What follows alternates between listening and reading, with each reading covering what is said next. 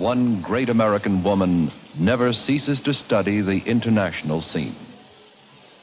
The National Broadcasting Company is honored to present a conversation with Eleanor Roosevelt, archetype of the 20th century woman. With Mrs. Roosevelt appears William Atwood, foreign editor of Look magazine. Even after all these years, Mrs. Roosevelt, the UN still has a lot of critics. Lots of people feel, perhaps because they expected too much, that it's never developed into anything more than a debating society. What do you think about that? Well, it seems to me that some people have expected too much. They thought that just signing a charter meant that peace was with us without any further effort on our part. And of course, anyone who really thinks about it knows we'll have to work for peace as hard as we ever worked to win a war, much longer. But I think without the UN, we might very well have had World War III. And it seems to me that looking around the world today, in the first place, the Secretary General's position has become a much more important one. He's become a great negotiator and someone who has a great influence with the heads of state.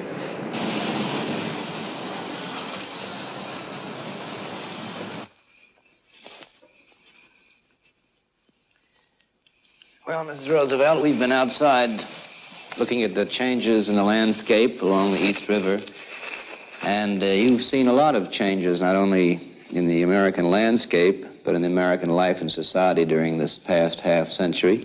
In your youth, Mrs. Roosevelt, of course, women were not as active professionally as they are today, but wasn't there a certain sense of noblesse oblige, let's say, among the privileged classes, a sense of duty and of service to the community? You see, it was an entirely different setup. People who had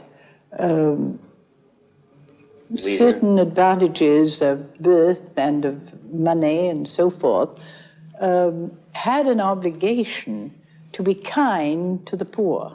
And you had an obligation, I can remember it very distinctly, in the Hudson River Society, which was very strictly set, so to speak.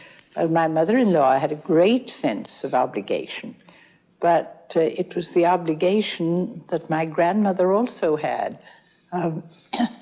You had more, therefore you must help those who had less. And there was a sense of noblesse oblige, of obligation to help.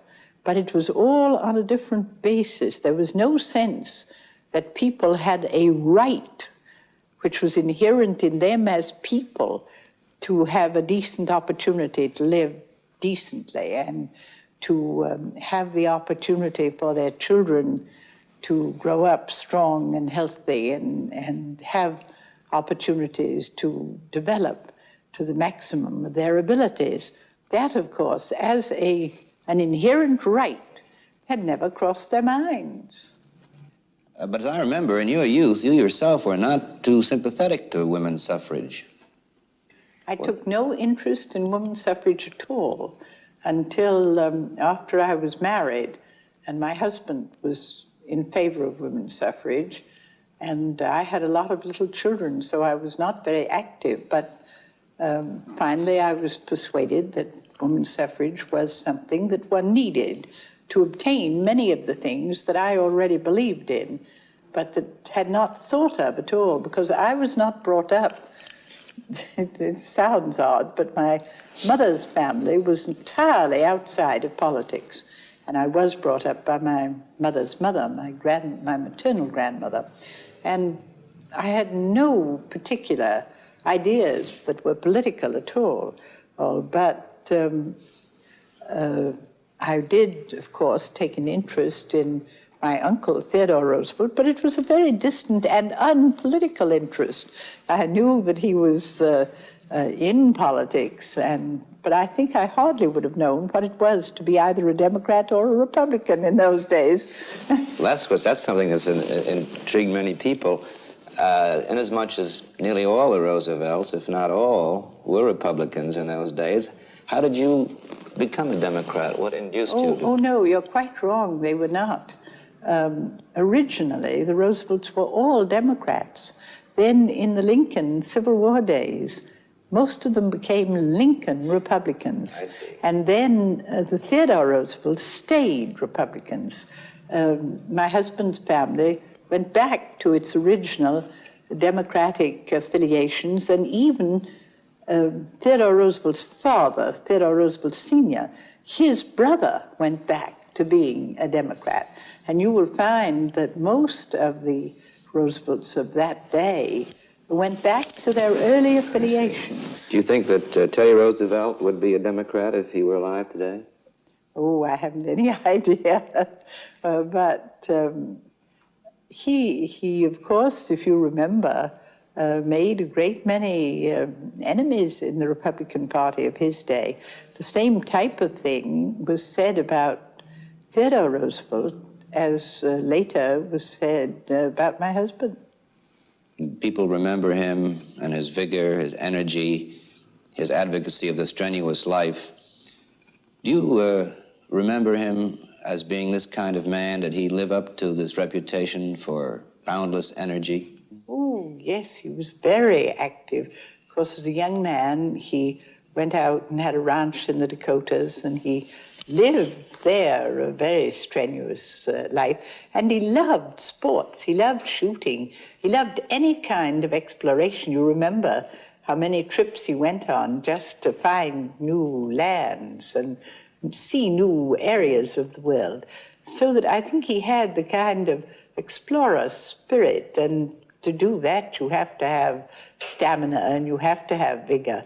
And then it was not only physical vigor, there was also great vigor of the mind. And he could read faster than anyone I remember, and he read voraciously. He read everything he could lay his hands on. Of course, he preferred certain things. I remember as a child that he always would read aloud on rainy days up in what was known as the gun room, which was his own special retreat at Sagamore where he wrote.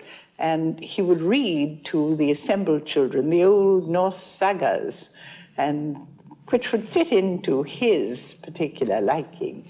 But he read everything. At the same time, he had plenty of time left over for practicing politics. Oh, well, I think that everything he did played into government interests and politics. And he enjoyed it. I think it was as much a game, perhaps a relaxation in some ways. In this respect, was he similar to your husband? Yes, in that respect. My husband enjoyed politics. He enjoyed the matching of wits with other people. And it was also a game. And I think he enjoyed it very much. Mrs. Roosevelt, during the 12 years that you spent in the White House, you did a great many things that were not expected of presidents' wives. You read, you traveled a great deal, you lectured, you made speeches, and you were criticized, you were harshly criticized. Do you think that some of this criticism was due to the fact that you were the wife of a president who was always a controversial figure, or was it due to the fact that you were doing things that no First Lady had ever done before? Well, I think it was largely because I was doing things that had not been done before. I think my husband was really very long-suffering and very good because he never tried to keep me to the pattern. It's obvious that a First Lady must do her own social life in the White House. That's part of the obligation of being there. And of course, I had no young children at home anymore. And my husband knew that perhaps if I didn't do something, it would be rather a difficult life. And so he made no objections when I was offered lecture trips. And I used to go for 3 weeks every spring and 3 weeks every autumn. And it gave me the opportunity to see what the results were of things that were being done and by the government. And while he had all the information in the world, perhaps it was a little more an addition to what he would hear in any other way. And that was very useful. Then, of course, my husband, I think, hated to curtail other people's liberties. And I remember very well on the anti-lynching bill, which was up at that time, that Walter White came down and asked him once, and he explained that he could not make that bill a must because he had to have the Southern votes for what he considered a priority, rearmament, getting ready in case you had to meet a war. And so I said, well, now I feel very strongly about the anti-lynching bill. You say you're not sure it's constitutional. Perhaps it isn't, but I feel that it should pass if the public can talk about it. And he said, well, I didn't say that you had to take any special stand. You do what you think is right. And on one other occasion, I asked him about something, and he said, well, I can always say I can't do anything with my wife. Looking back now to those years that you were in Washington, what do you consider today to be the greatest achievements, the greatest accomplishments of your husband as president? I would say that important things were the taking affirmative action to meet the Depression and give people back their own sense of self-confidence. Without that, there was really no way in which the people would have been ready to meet the strain of the war. And so I think possibly that was one of the greatest things he did for our country and our people. Then, of course, in the war, the courage to decide on things that had to be done when you didn't know what the outcome would be, such as the carrying on of the discoveries that the Germans had started in the atomic field. There was no knowledge, of course, of what would happen, but you had to decide whether you would do it or not. And I think that many of those decisions were very great decisions. And basic to a lot of these, of course, was the ability to communicate with the people so that they understood the needs. Gift. That was a gift from God. That he had. Did he make, do you consider that he made any great mistakes? Yes, I think he made mistakes. Everybody makes mistakes. I think he made mistakes in trying to do something in the reform of the judicial system too soon, when people were not... usually his timing sense was a remarkable thing, but I think both in that and in trying to interfere as president in certain elections at one point was a mistake. Those two were the big mistakes, I think, that he made. In those last hectic years during the war, I was wondering whether, was there any time at which you could anticipate that he was not going to live out his last term? Well, of course, he showed the strain of the years in the White House, but none of us ever felt that he wasn't going to be able to go on. I think he was such a vital person and so convinced himself that when the doctors told him that if he was careful, he could carry the responsibilities, that he must take a certain amount of rest and so forth, that I don't think any of us, we knew he looked very badly. We knew that he was much more tired. But nevertheless, we had this great sense of his power of making himself do things. And none of us really realized, I think, to what extent. Had run out. Yes.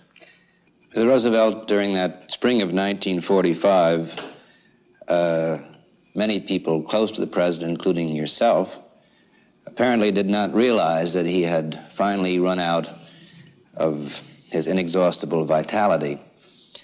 And in this connection, I wonder whether you feel that we need legislation to provide for a situation where a president becomes clearly incapacitated. I don't know that we need legislation. Perhaps we do. But I think we do need to clarify the succession, the responsibility for who takes over and how that is accomplished when necessary.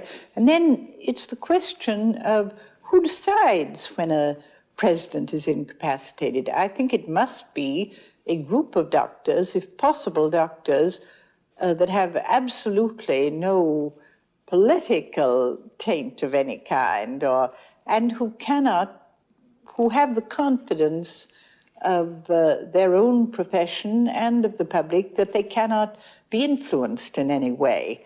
And if you could have a group of such doctors, they would be the obvious ones to make the final decision. Mrs. Roosevelt, had your husband lived out his term, do you think our relations with the Russians would be any different than they are today, or do you think the Cold War was inevitable? Well, that's very difficult to tell. As you know, after Yalta, both he and Mr. Churchill were very much disappointed in the way promises that Stalin had made to them were being carried out, and both of them sent very severe messages. Whether that would have changed, my husband had a very great confidence in his personal ability to contact people and win them over or make a dent, to make them understand. Whether he would have felt that on that basis he could have accomplished something in spite of Stalin's quite evidently not living up to his first promises.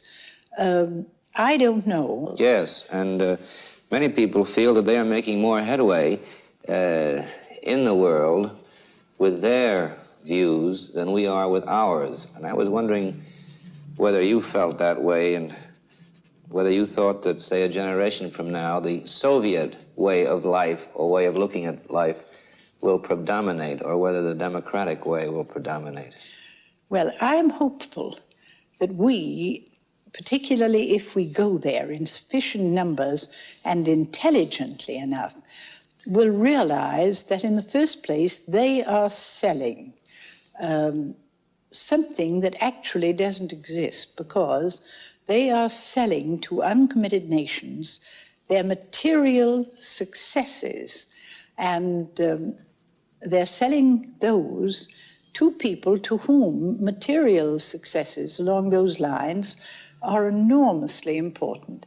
They show them what they've accomplished in 40 years in medicine. They don't tell them how it's accomplished. Oh, they were. And except to say, we can help you with technicians, we can help you with doctors, we can help you with public health people. And that's a promise that they're very glad to fulfill, because they have graduated more and more people in the areas which would be useful in these countries that they want to dominate. Well, can you tell me why Washington isn't full of these people watching democracy at work, or out at River Rouge watching capitalism at work? You and I have both been to Moscow. The city is full of Indonesians and Burmese and people from Africa, all marveling at the synthetic wonders of the Soviet world. Why isn't Washington full of these people? Why aren't we showing off our way of life to them? Well, because those that you saw in Moscow were invited by the government. They were entertained by the government. Little things were thought of to give them pleasure. Our government has always felt that we lived in a free country. Anyone who wanted to come could come. Now, we don't allow communists to come without special permission, but Other people can come. But aren't the communists the very people who should be coming? Oh, yes, of course, but that hasn't dawned upon... Mr. McCarthy did us harm that way. It hasn't dawned upon people that actually we're strong enough to allow the communists to come and to show them what we have of value to show. A real campaign is being put on by the Soviet Union.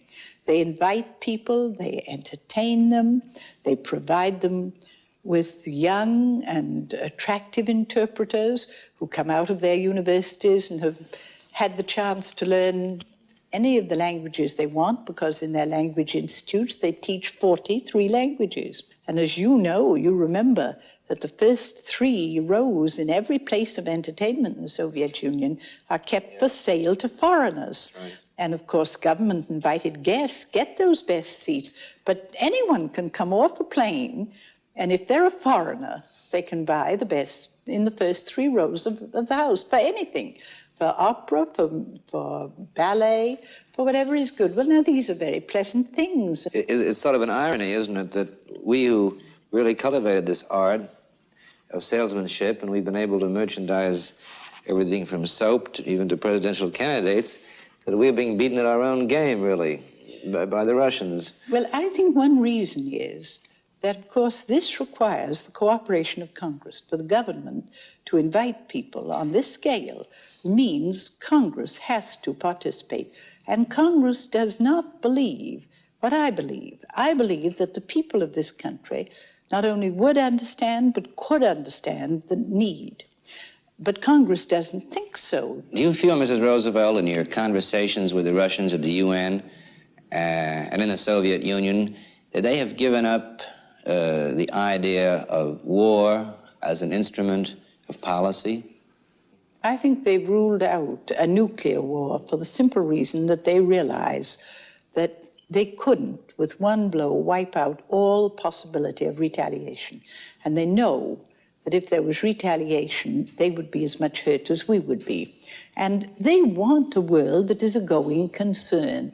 Doesn't mean anything to them to have a world in ruins. Exactly. And therefore, they really are cleverer than we are at having set their objective. Khrushchev said to me, it may take 50 years, but the law of the future is communism, and we are to have a communist world.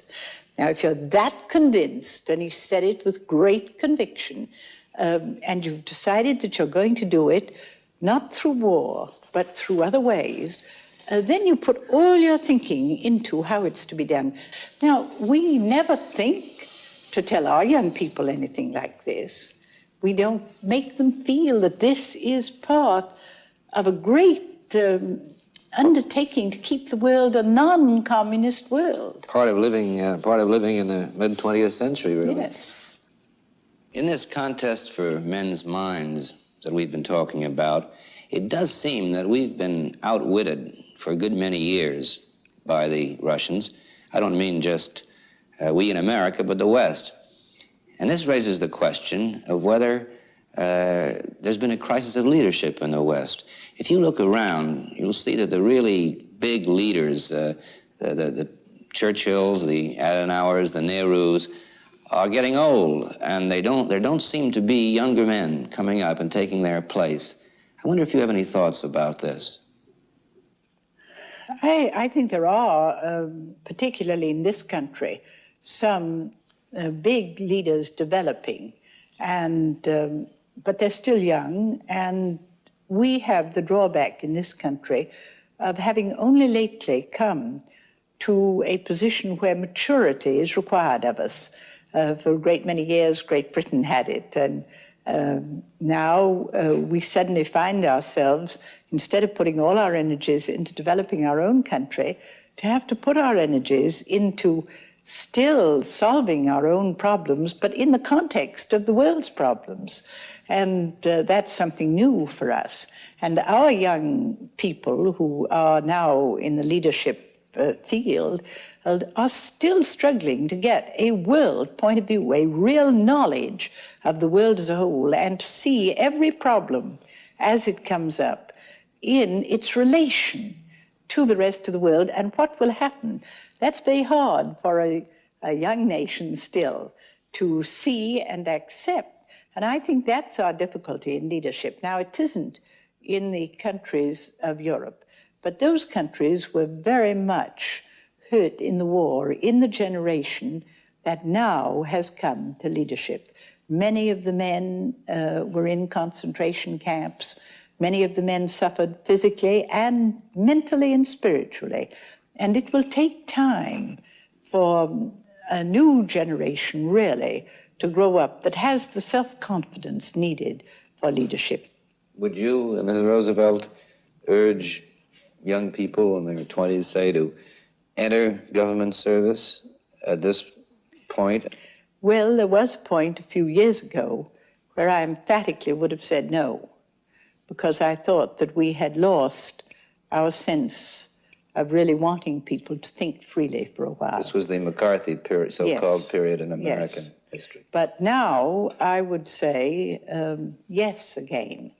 And very, very much would I like to see gifted young people going into government service. But I think we must get over as a country the desire to see conformity. We must allow the young people of today to develop and to think over a wide field, even if we disagree with them. We developed for a short time a strange phenomenon for us, namely that you couldn't change your mind. If at 18 you'd happened to even glance at communism with interest, you were doomed. You were going to be a communist forever. Now, that's just perfect nonsense and something that would not have happened years ago in our country, where our people tolerated all kinds of thinking and of expression of thought. When did this happen, and what do you suppose it was? Well, it may have been our concentration on gaining material things. It may have been that we were obliged to do that. And then gradually, as we did it, and they became more and more important, we put too much value on it and lost our real sense that the contribution that mattered was the intellectual and moral and spiritual contribution of a character, a great character. Because when you think back, our great people were the people not who died leaving much money, but who died leaving an inheritance to the country, like Jefferson, like Patrick Henry, like any number of people. Really, here in America, there are very deep spiritual values and very high standards for morality, really, in the people as a whole. And I think that we have perhaps counted too much on material things and been too proud of our acquisition of material comforts quickly. But we know, I think, pretty well what are the real values in our lives. And I think we always, when we know that there is something that has to be met, you'll nearly always find that the American people, once they understand it, will face up to it and meet it.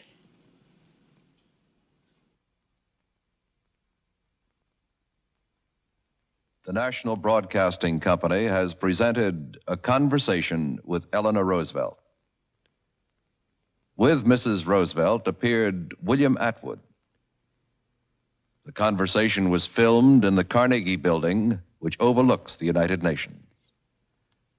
In this building is located Mrs. Roosevelt's office with the American Association for the United Nations.